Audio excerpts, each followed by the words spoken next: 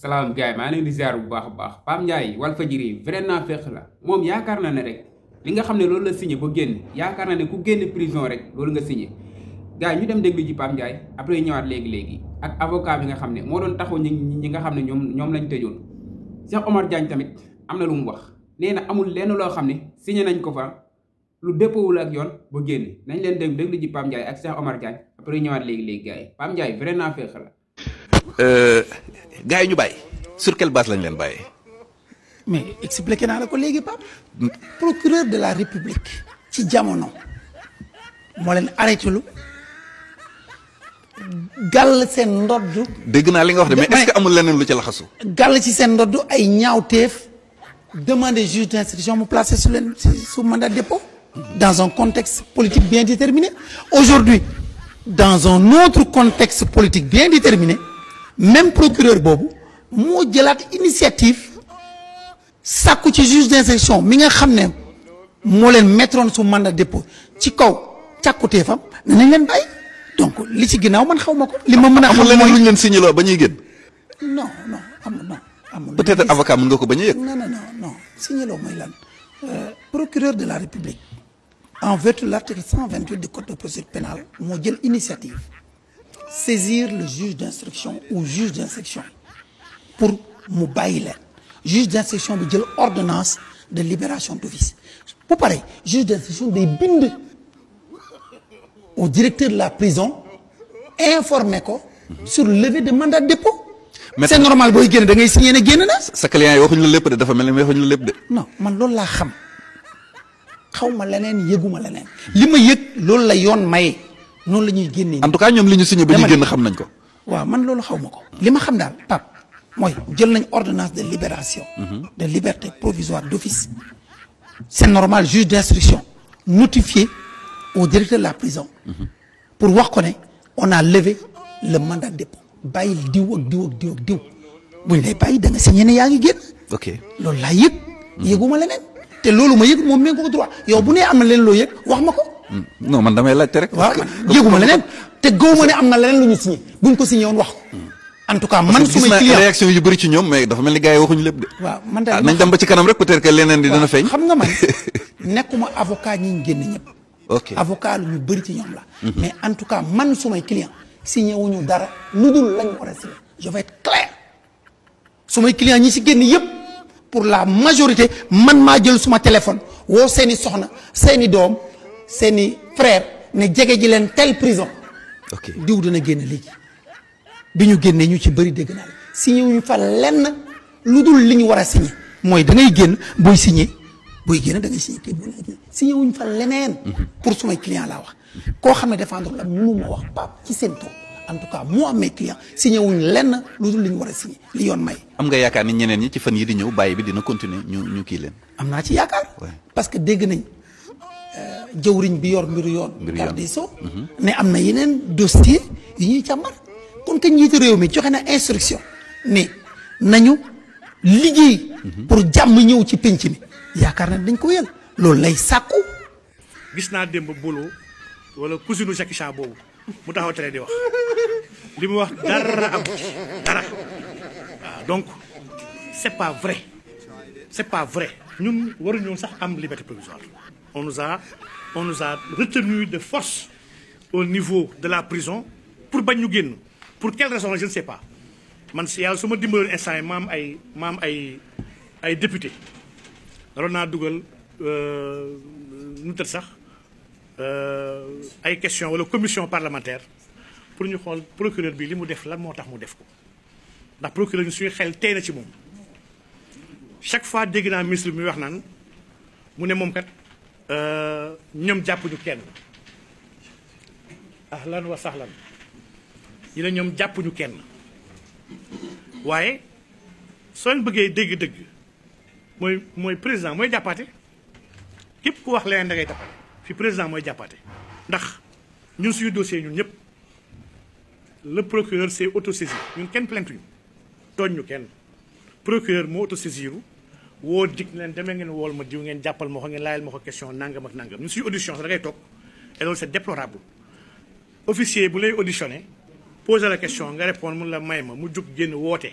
ñu wax ko yenn question mu ñëwaat dolli ay question nga répondre at mu génnaat rendre compte pour dire que ñun policier bi sax audition nañu je ne sais pas qui entre ndax le ministre directement mooy joxe questions yi parce que les questions wax dëgg yàlla tey na xel wala c'est le commissaire wala c'est le procureur kan la doon woo parce que day génn woote ñëw changé waat formulaire question bi wala mu yokkal la question bu bees nga ree xam li nga xam rek répondre parce que ragaluñu defuñu dara lu yoon tere wax dëgg yàlla ba ñu war ñu mën a jàpp donc procureur mooy jàppaate te procureur bu la jàppee bu la bëggee bàyyi dalay bàyyi na procureur c'est responsabilité ministre de la justice la nekk moo yor tutelam bu ko nee jàppal ma diw da koy jàpp bu ko nee bàyyil ma diw day bàyyi foofu la gars yi toll fii y a aucun deal waxi tappale kese la gars yi def ñun nous étions à Cap Manuel mag Diomaye chaque jour ñoo doon toog chaque jour que Dieu fait la bu ñu yeewoo ndékki la ñuy toog commencé wax ci dëkk bi di wax ci dëkk bi di wax ci régime bi di wax ci Macky di wax ci lépp ba guddi donc dile wuñu signé wuñu dañoo toog ñu fekk yu nañu am ngeen liberté provisoire génn leen man naru moon sax génn dañ ma forcé ne ma noo génnal parce que sinon dafay ñaaw parce que ku bañ a génn prison ñoom sañ nañu woo ay takk der ñëw génne la par force loolu war ñu ko def kilifa di ko toroxal mais c'est pas d'accord pour génn parce que man génn pourquoi war naa génn bu yàgg ñu bañ ma génnee ils doivent assumer seen acte donc ñun on n'a pas traité on n'a pas négocié amuñu temps boobu ak Macky Sall donc nii la demee ñu bàyyi ñu sans aucune raison ñun nag jëlañ décision. jaajëf gars yi ginnaaw bi ngeen seetaanee vidéo bu pare maa ngi leen di ñaan nag ngeen di abonné di like vidéo bi waaw dañuy ñëw directement ci ki nga xam ne mooy Pape Ndiaye Walfadjri Pape Ndiaye nag man dama jàpp ne bu muy génn daa am loo xam ne loolu la signé woon quoi moo tax bi mu génnee ngeen gis réaction bi nga xam ne moom la am newoon na samay rafale ci côté bee la jëmoon mais bii yoon ci beneen côté bi la jëm mooy firndeel que ne xam nga gars yàgg nañu wax ne Pape Ndiaye dafa encaissé mais man gëwuma ne dafa encaissé dafa am lu mu signé loo xam ne mënuñ see dellu ginnaaw moo tax instant bii nii mu changé li nga xam ne mooy position bi nga xam ne moom la taxawee woon gis nga moo ngi forcé avocat bi naan ko lan la gars yi signé bu génn avocat bi nee na fekkee signature am na tamit moom yëgu si dara moom muy insister di forcé ne ko yow leer na ndax ne ñi nga doon défendre signé nañ sa ginnaaw signé nañ loo xam ne yëgoo ko te loolu dama yaakaar ne ñi nga xam ne moom la avocat bi doon défendre fekkee signé nañ benn yoon loo xam ne moo tax ñu génn avocat bi dina ko yëg mënuñoo signé loo xam ne avocat bi leen taxaw yëgu si dara Pape Ndiaye mënul gëm loolu moom jàpp na ne li nga xam ne moom loolu la signé bu génn moom jàpp na ne képp koo xam ne daal yow jàpp nañ la nga nekk prisonnier politique jàpp nañ la ba nga génn am na loo xam ne signé nga ko bu génn Pape Ndiaye dafa yaakaar ne fi gars yi jaar ak moom foofu lañ jaar ak yeneen gars yi dama leen di xamal nag ne am na ñoo xam ne ay jàmbaar lañ bu xëy dee am na ñoo xam ne ay gor lañ dara du tax ñu jaay seen gor te ñooñu noonu ñoo ngi fi ba léegi nii ku ci mel ni Cheikh Omar Diagne xam nga ne kooku noonu kenn mënu kaa jënd koo xam ne imam la dafa jàng arab jàng français xam àdduna dem na ci réew yépp dem na ci réew bu nekk ku ci mel ni Karim Gueye xurum xaab koo xam nga ne kenn mënu ko ger koo kuy dëgër bopp ci Sénégal moom moo la gën a dëgër bopp foofu ku ci mel ni Nit Dof du ma leen ko présenté xam ngeen ko bu baax a baax ku gën a metti Nit Dof nekk Sénégal ñett ñooñu rek laa leen di citer booy ger mën nga am ñeneen ñoo ger mais ñett ñooñu moom leer na ma ne amul kenn koo xam ne mën nga leen a ger Karim Gueye dama ko yàgg xam ndax man ci milieu rap bi laa nekkoon dama ko yàgg xam temps muy rap dëgg dama ko doon suivre dama ko doon topp xam naa ne kii ku dëgër bopp la Nit Dof naka noonu xam naa leen bu baax a baax Cheikh Omar Diagne bi ma ko xamee yàggul noonu mais xam naa ko bu baax a baax seetaan naa ay vidéo déglu naa ay waxam bu baax xam naa position bi nga xam ne moom la taxawee te tukki na ci ay réew yu bëri jàng na alxuraan jàng na français kon kooku noonu pour nga jënd ko du yomb ndax dafa xam lu bëri quoi dafa xam lu bëri Cheikh Omar Diagne nag nee na amul lenn loo xam ne ñoom signé nañ ko ba génn ñoom ñoo leen jàppoon ci loo xam ne du dëgg dem nañ boo xam ne li ñu leen jàppee ni du dëgg ñu bàyyiwaat leen ndànk nee na xamuñu sax ban raison moo tax ñu bàyyi leen comme jàpp bi nu mu leen bettee woon bàyyi bi tamit noonu la leen bettee gars yi affaire noonu la demee Pape Ndiaye nag lim jàpp moo nekkul yoon moo nekkul dëgg moom jàpp na ne rek nit bu nekk nag war nañ laa jënd war nañ laa tiital war nañ laa def looloo xam daal bëggoo ko woon def dégg ngeen Pape Ndiaye bi mu génnee prison lan la njëkk a wax naa leen ko ci début bi moo tax instant bi nii ñëpp a xam ne dafa changé position am na benn émission blanche boo xam ne sax affaire dafa mujjee jaxasoo dafa mujjee tas seetaan ngeen émission boobu noonu Pape Ndiaye xoolaatal sa boobu bu baax a baax tey ngaa dellu si ci dëgg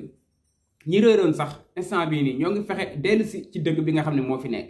yow mi nga xam ne yaa nekkoon si dëgg bi lu tax ngay bàyyi dëgg bi di dem fi nga xam ne moo dul dëgg